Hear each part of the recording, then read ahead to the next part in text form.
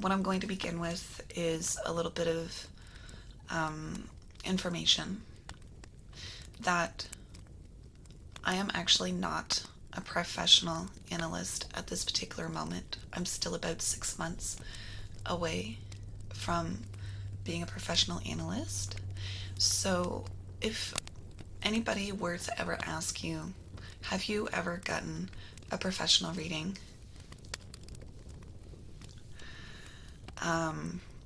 Then the answer actually would be no. You haven't gotten the foundational reading. What you're receiving here today is an overview of how your body says yes or no.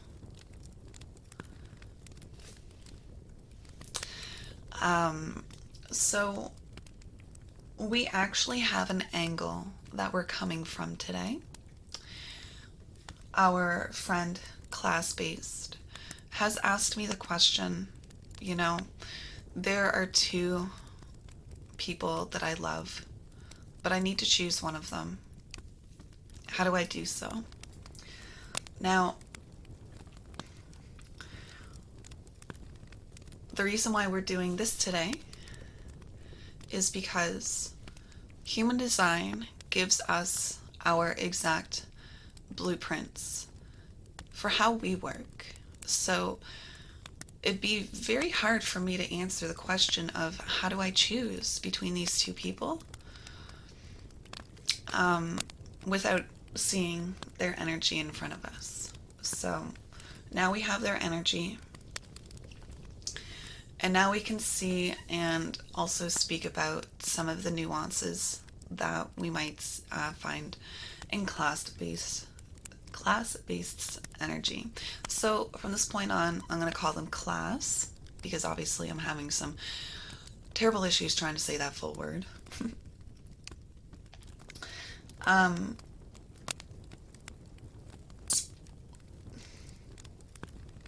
Okay. What is human design? Human design is a system where it reminds us of who we are. All of these numbers here on the screen, this black comes from the time when you're born. This is what our brain is. And the red comes from 88 degrees before we're born, and this is where our body is. And they're kind of in a forced marriage that come together in the center. Or if you were to look at lines, this is one of them and this is the other. They're not really working together like this. They're kind of like this. Forced marriage.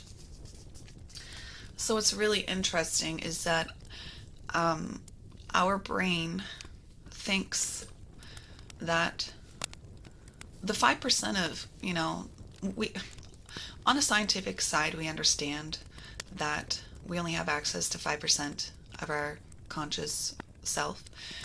So we're walking around as 5% of who we are. But we think that that's 100% of who we are.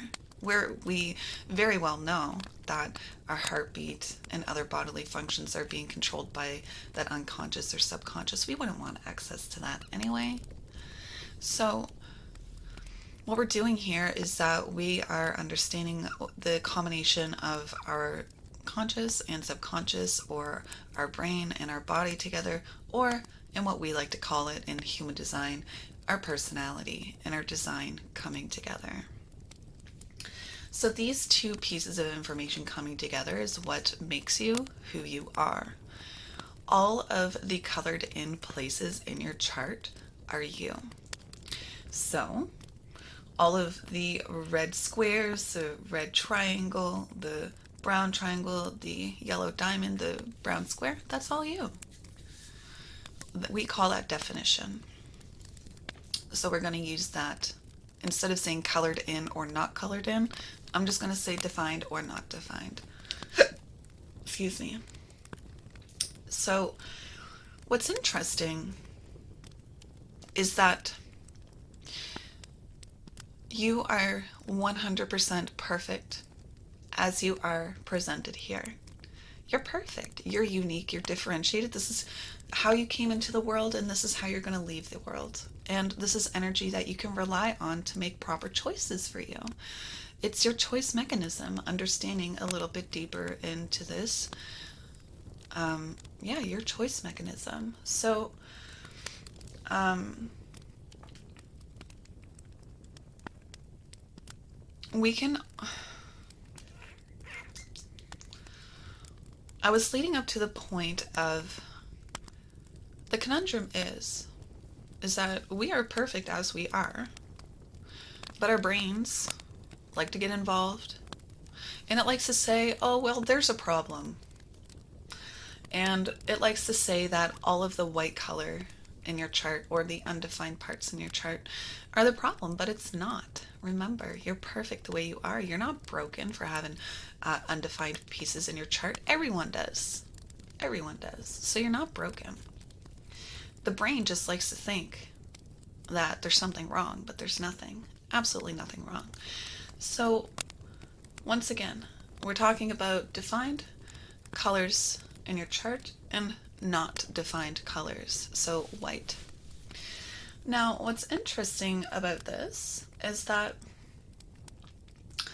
our bodies, our brains, the defined parts in our chart, the colored parts in our chart, our brains are like, oh, that's so boring.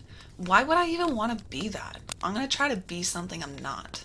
And then we get caught up all into the places in our chart where they actually aren't us. And that, once again, is the white spots or the undefined spots in our chart. So what's interesting here is that when we try to spend too much time in the white parts in our chart, we call that not self. And we'll get to that later.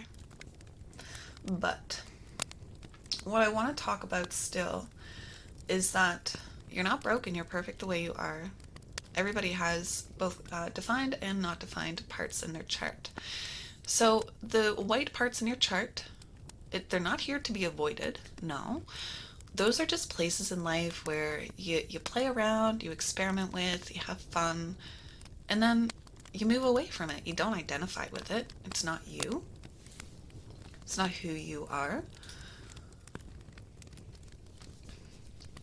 So when we're talking about our human design energy, let's talk about what human design can help us do again. Human design. I know we're laying a good foundation here, but I really need you to understand how this stuff all comes in. Where we were at in our particular reading was that I was going to emphasize the reasons why we talk about human design.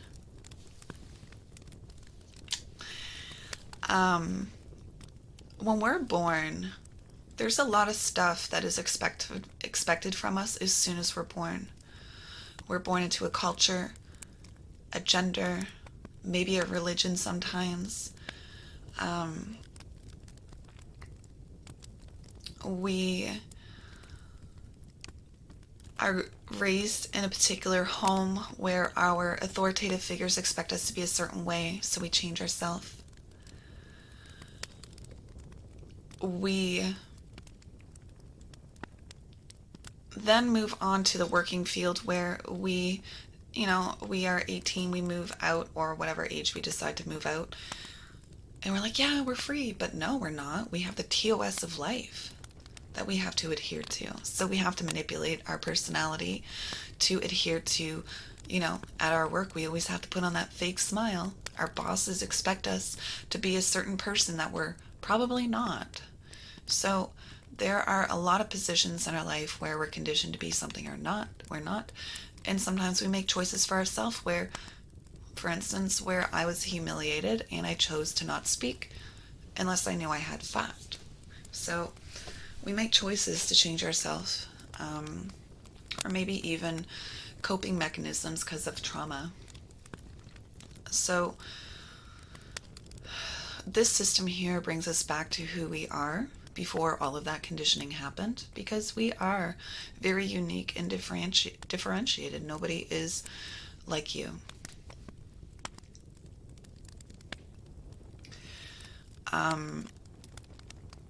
If we were to do a different reading, I would spend a lot more time going into different aspects of what human design is, but that's not necessarily what we're here to do. The question that we were asking today was, how do I choose between one person or the other? Alex or Sierra, I believe, were the two names. And let's get into that using a human design example here. A real life example of human design. Now, what's important to know is how your choice mechanism works, class. So we need to run over that. And that's probably going to take another 15 minutes just to talk about that. And then you might be able to understand at that point how you need to proceed with how to make your choice, or if any at all.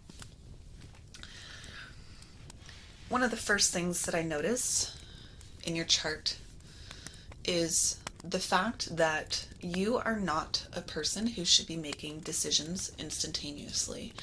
Now, I'm going to point out 3 different spots in your chart. Yes, 3.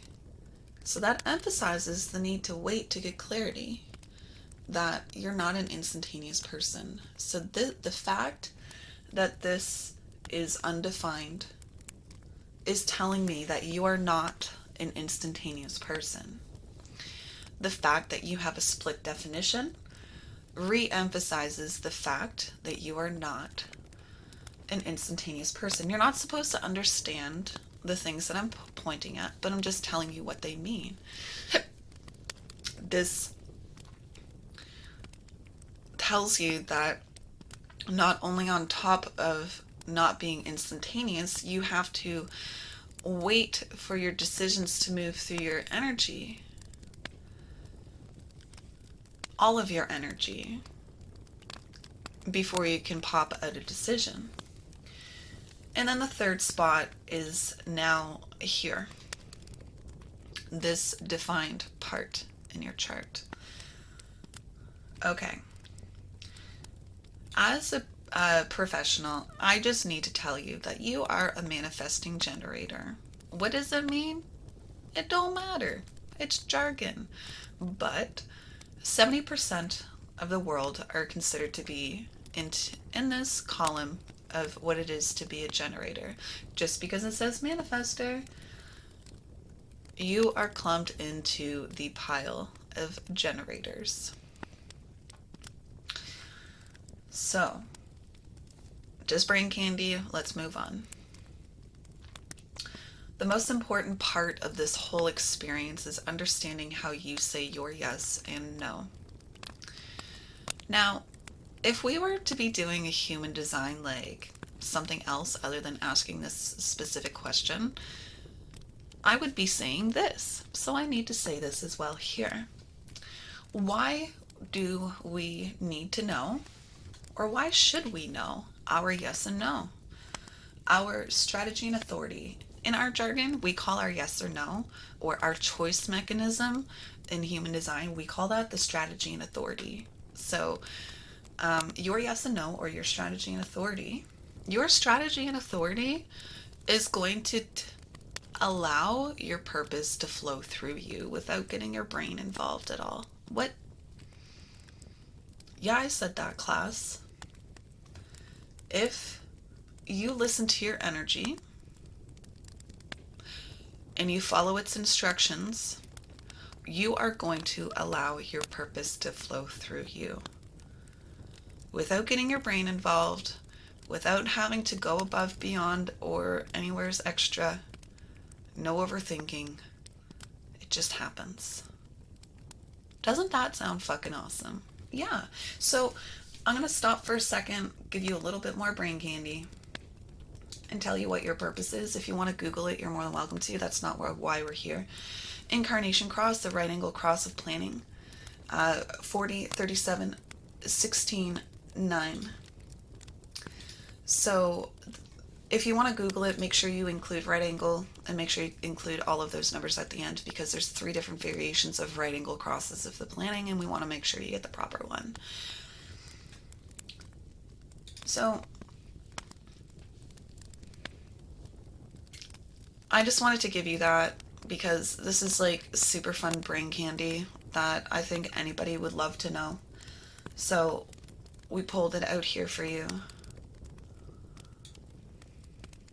We're just gonna squish everything back because I like to see the chart on top of seeing everything over here. So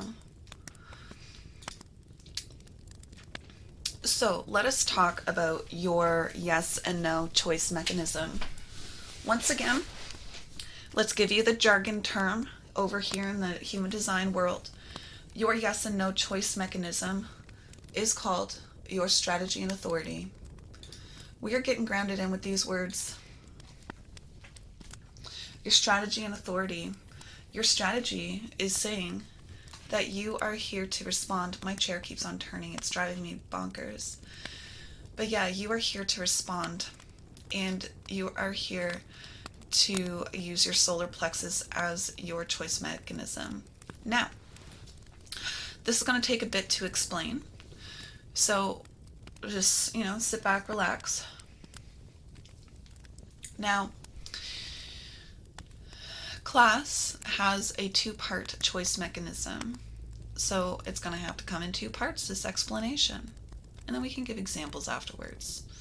I'm going to give examples of both separately and then coming together as its own example. What does it mean to respond? To respond. Now, we're talking about external cues. I mean, sometimes they can be internal, but it's mostly external cues. So, I just like to start with saying the response mechanism has sounds. We were gifted these sounds generators. Uh-huh, uh-uh, uh-uh. You know those primal caveman sounds that we grunt out when we're first born? You know those baby sounds where a baby likes something and they're like, ooh, or they don't like something and they're like, eh, eh, eh, right? So we're really talking about those base sounds that we have in our body that is going to guide you and give you an answer. Yeah, it's as simple as that. But, of course, there's always more to know. So let's talk about what a response is. We're not asking ourselves a question that's not a response. No. It's usually an external cue. So let's just say you're laying in bed and your eyes open. What did you respond to? Why? Is your body done resting? And you responded to waking or opening your eyes because you're done resting? Was the dog next door barking and you woke up because you were jolted out of your rest? Did you wake up because a baby inside of your house is crying and you gotta go do dad duties? Right? So your eyes are open. What did you respond to? What you actually responded to was that your bladder was full. And your bladder is going to burst if you don't get out of bed. So, as you see, this was not an external cue, but it was something that your body needed a response to, or you'd pee in your bed. So, what do you respond to doing?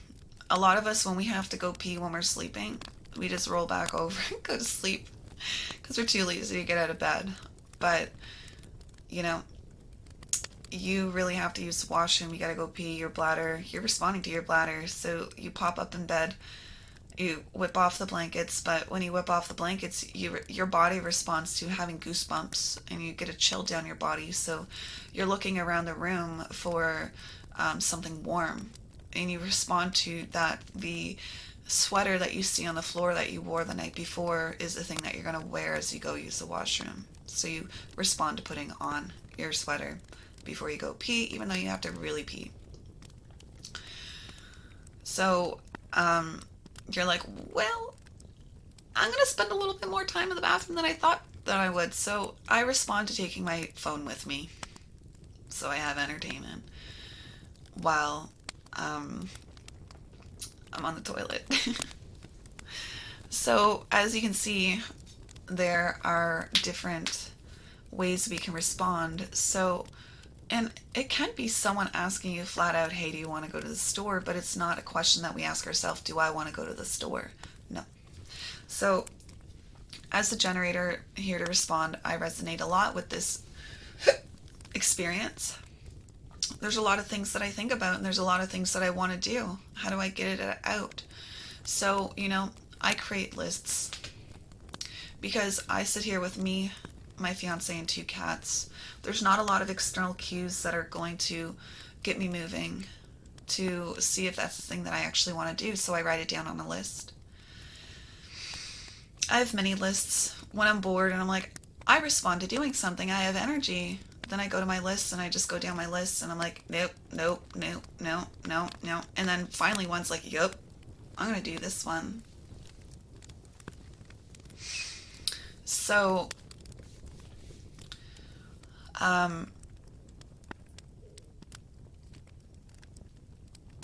when I'm talking about my lists, I did respond to something. It was shiny and frilly and pretty, so I wrote it down to see if I actually will respond to it as an external cue.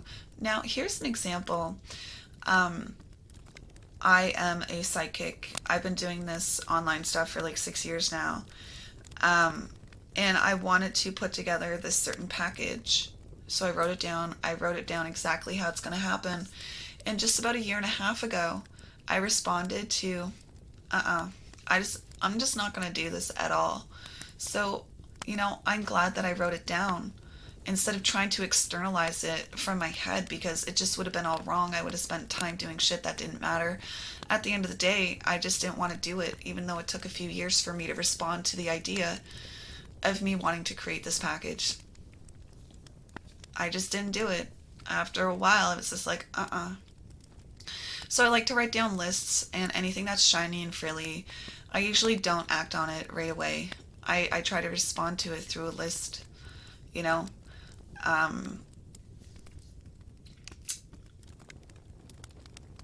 So that is a response. What we're talking about here is you being in a conversation and not initiating it. It's you waiting in a conversation for the proper moment to respond to whatever you need to interject with for that conversation. I wonder if you initiate conversation, if people start to look off in the air or start to grab at stuff in their purse or like look in their back pockets or just start picking their nose or something. I wonder what happens when you try to initiate conversation that you didn't respond to, that the conversation was a random thought out of the blue from your head. How do people react? How do people respond to you? Do they even listen? So as a manifesting generator, you are not here to initiate. You are here to respond to life. I'm not telling you that you're not here to go out and do anything. What I'm telling you again is that as a generator, you are not here to be instantaneously manifesting things in the moment. You surely can respond to things in the moment, but once again, this response is telling you that you need some time to understand what you're responding to so that you can bring it out into the world or not. So, I guess here's a 4th place in your chart where it's saying slow down. You're not instantaneous.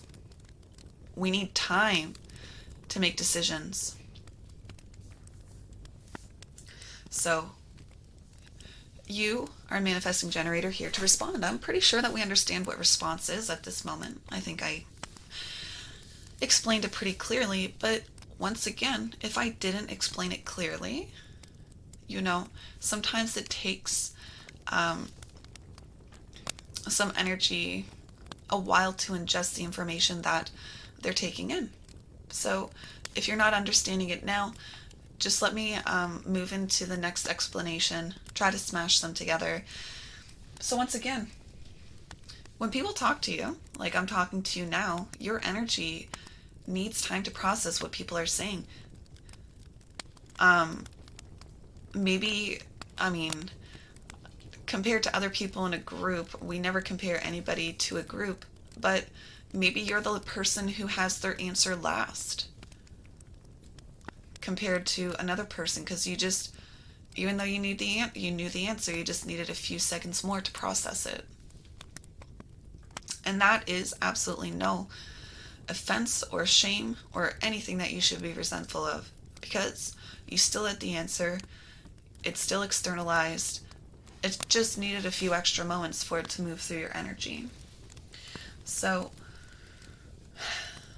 this brings us to a second point of your choice mechanism, which is your inner authority of emotional solar plexus.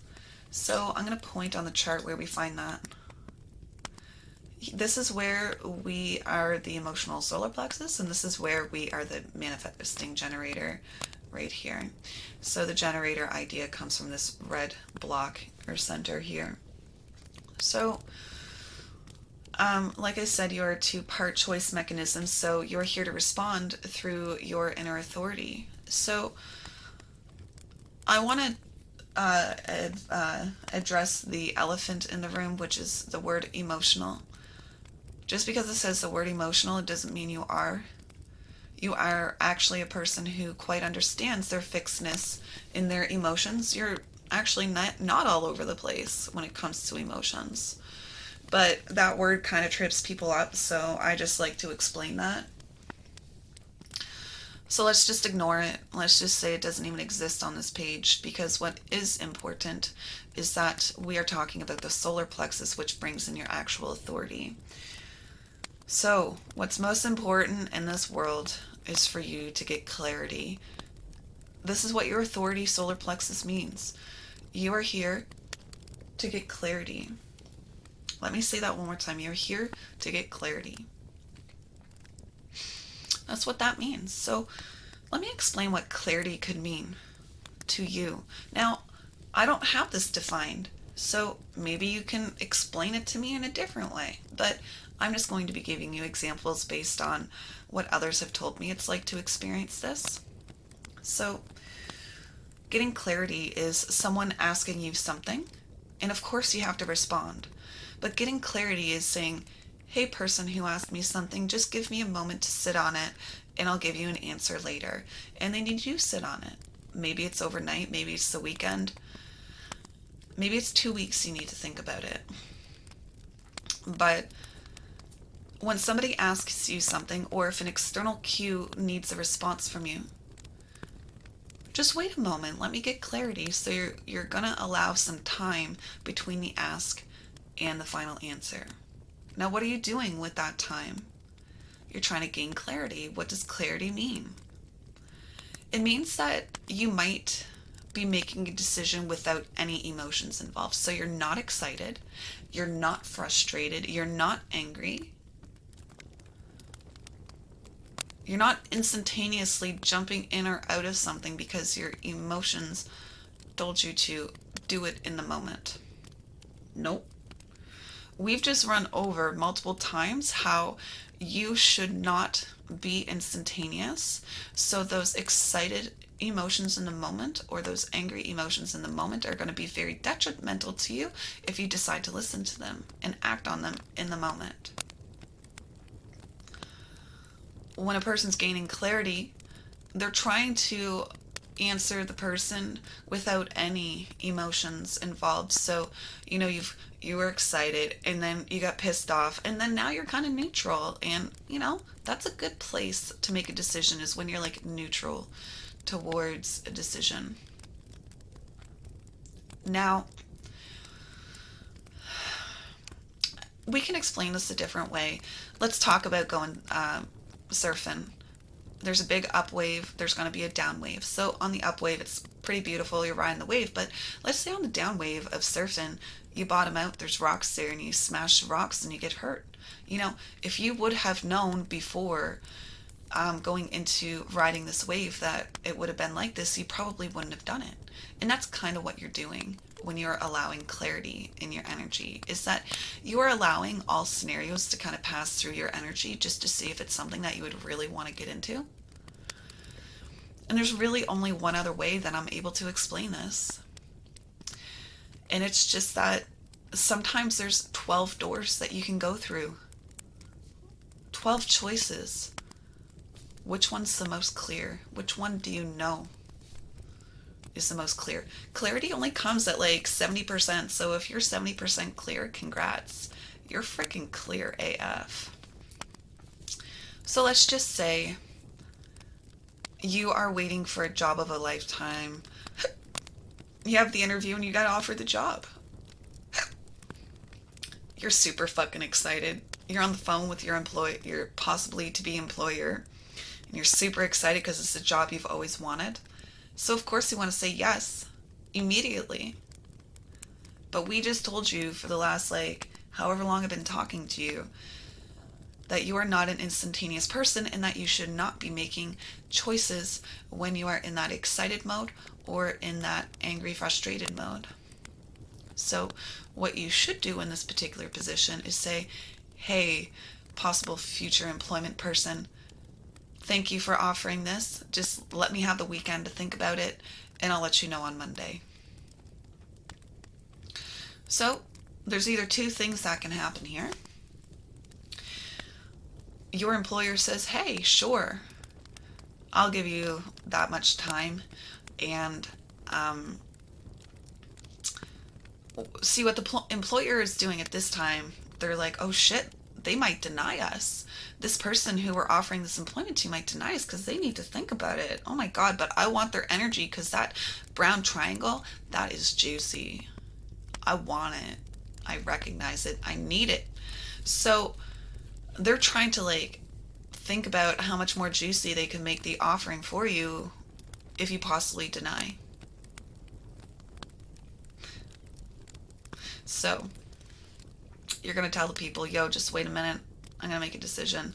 So the other option that can happen is that they fold. They retract their offer of offering you that job. And you're like, shit, I don't want that to happen. I'm going to answer immediately. Imagine if you were offered the job of a lifetime and within 2 days they take it back. What kind of employer is that? Would you actually want to work for them? They actually did you a favor. If the thing that you're trying to gain clarity on kind of folds as you're trying to gain clarity on it, guess what? Like I said, they did you a favor. It's not meant to be. Let us talk about your dating situation. I believe that we have enough information to understand how your energy works. You need to wait to get clarity, and you're not an instantaneous person, and you're here to respond. So you've obviously responded to being interested in two people, and that's okay. You're human. You're allowed to love more than one person, but it seems like you want to make a choice. We already know that you've responded to both of these people. Yes, I love these people, Alex and Sierra, but I don't want to hurt one of these people, so I need to make a choice. Now, my first question to you is, actually, it would be beneficial if we go back into the chart for just one more moment before we answer this question. Let's talk about these centers. You have a fixed way of externalizing. You have a fixed way of identifying with love, identity, and direction in life. You have a fixed way of accessing commitment or willpower. You have a fixed way of accessing that juicy life force energy of knowing when enough's enough. And you have a fixed way of expressing your emotions. Now, let's find ourselves in the white centers. Now, I know, human design professional analyst, I know that I'm not supposed to go into the centers here. Okay, I'm supposed to go into the gates and channels. Shh, I know. We're not talking about that. So, class-based.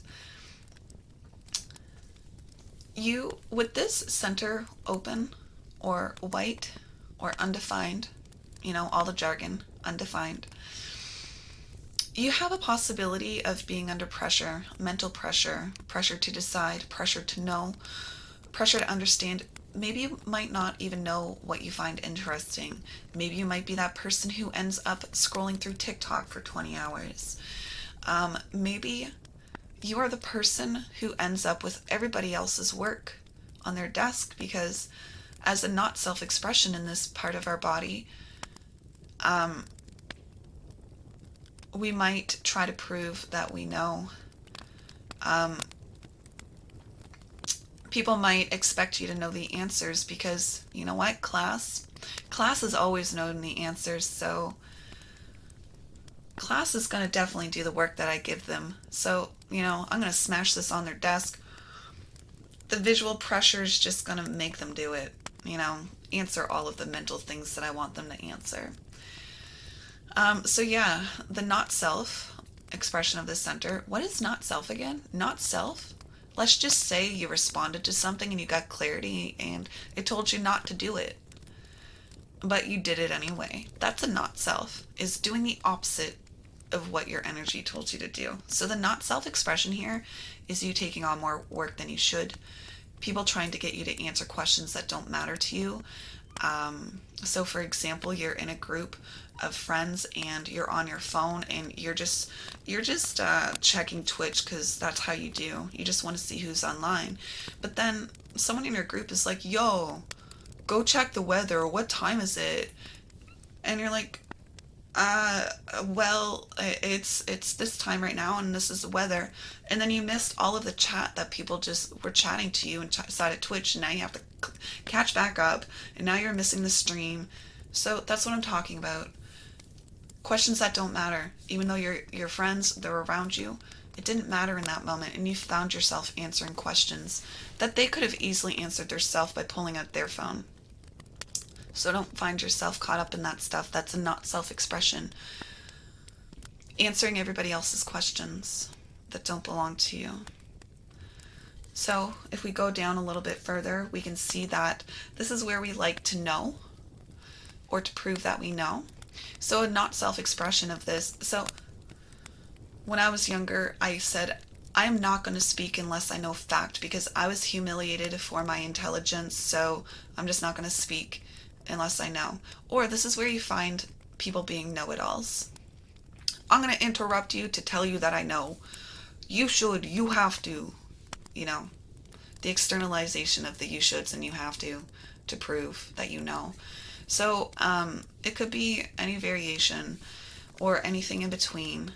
But what's nice about this center is that the wisdom that comes from here is, I only know what I know. And that's okay. So make sure that that's the goal that you're reaching towards. I only know what I know. And that's okay. And I will not feel pressured to do work for others. Now, let's move down to this little square here. This is open or undefined once again, which means that you feel physically pressured to get things done.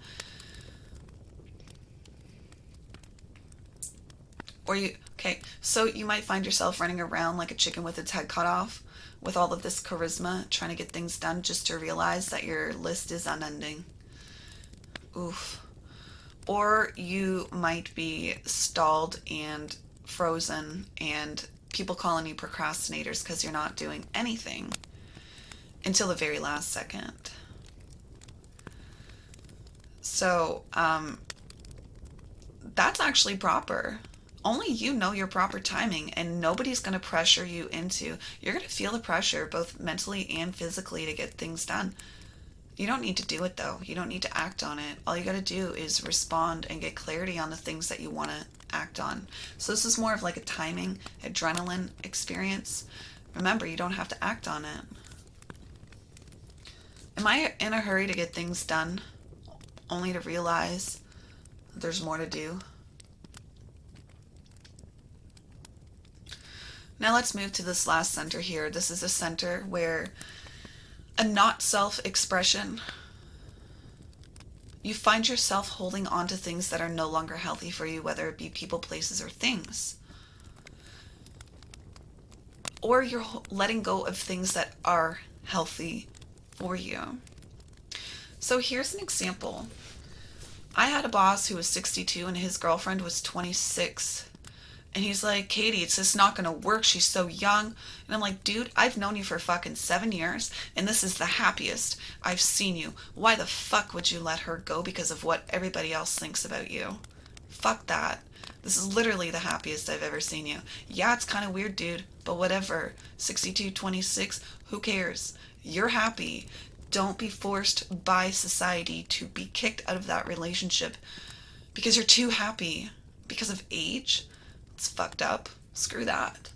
So I convinced him to hold on to something that was healthy for him.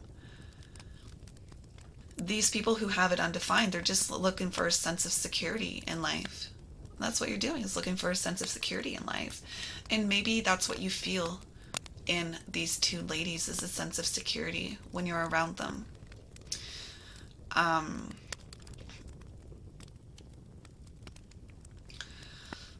And that's not a bad thing. It's okay.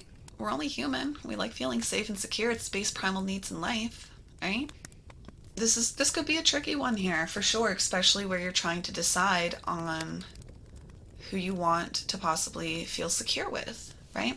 So, you talked about situations where you could consider an open relationship, but maybe monogamy is what you want. It's up to you how you want to choose your relationship. But this is right here.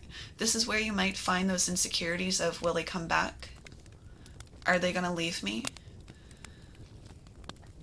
And then your brain would start to think all of these things because it's wide open. Do I need to prove myself that I know that I'm a good partner? And am I going to find all of the things to make this person come back mentally? So, okay, let's get down to the actual question once again. I'm trying to decide between Alex or Sierra. I love them both. All right.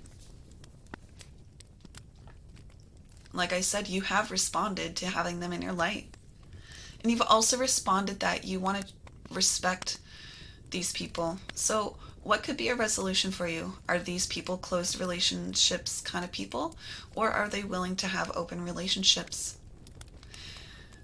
Are you willing to have that conversation? Firstly, you need to respond with clarity. What do you want to do? Monogamy or open relationship? You need to get clarity with this because you've already responded that you want to do something. And what is that something? So, you have doors. We've talked about this earlier. And you want to choose a door that is open to you. Which one is most clear to you? You said earlier that maybe Alex is most clear to you, and that's who maybe you might want to be with, because you don't really want to, you love Sierra, but you don't want to hurt her feelings. So just yesterday you said that you might have had clarity on who you might want to be with.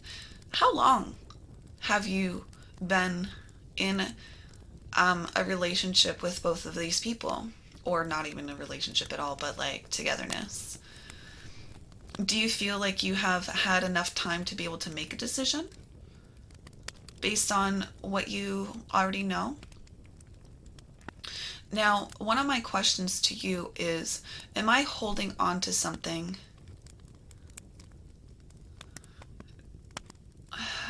just to feel safe? Does it have anything to do with all of the extra attributes that come with this person?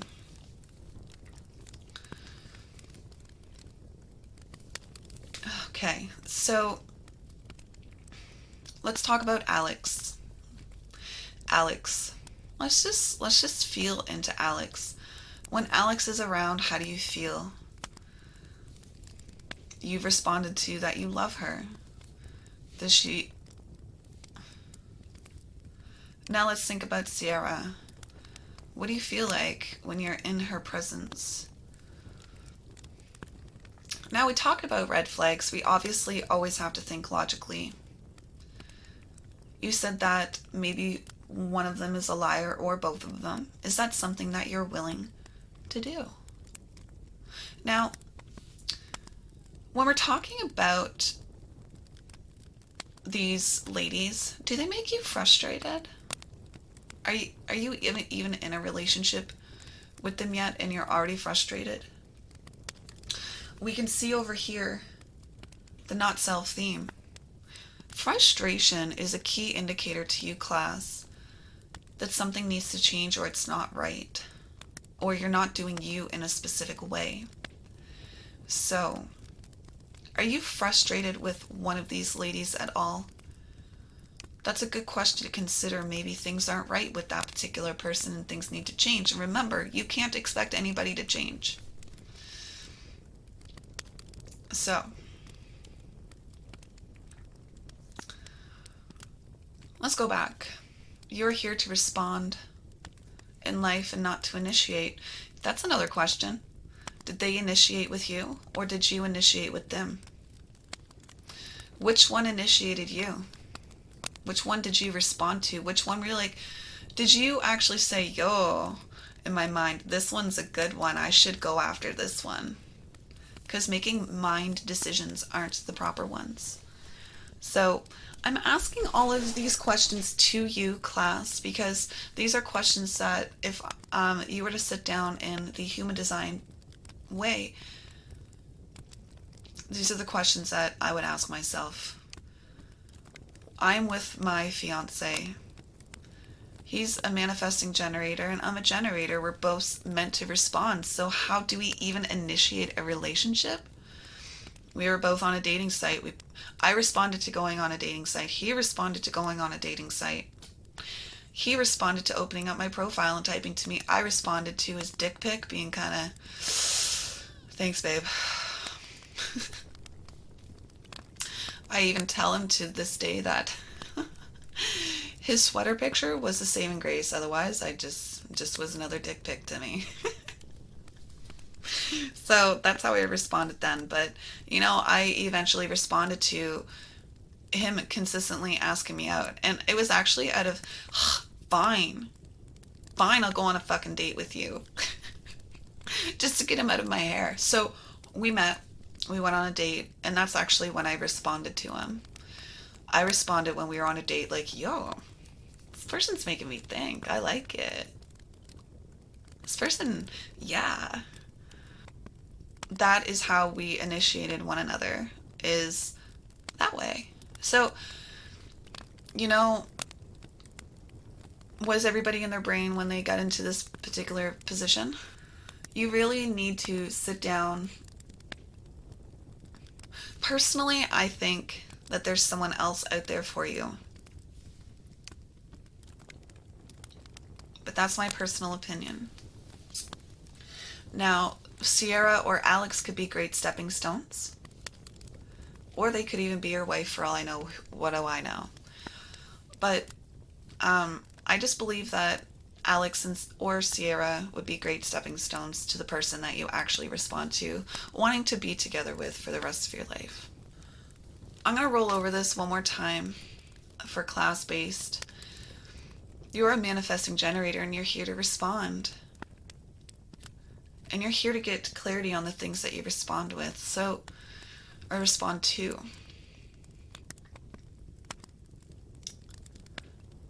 Who are you responding to?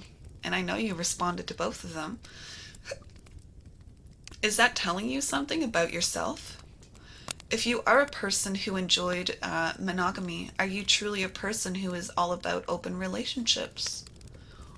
What is your body telling you?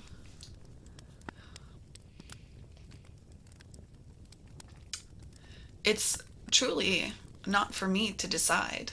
It's for your energy to sit back, relax, and allow it to process in a non-instantaneous kind of way what is best for you.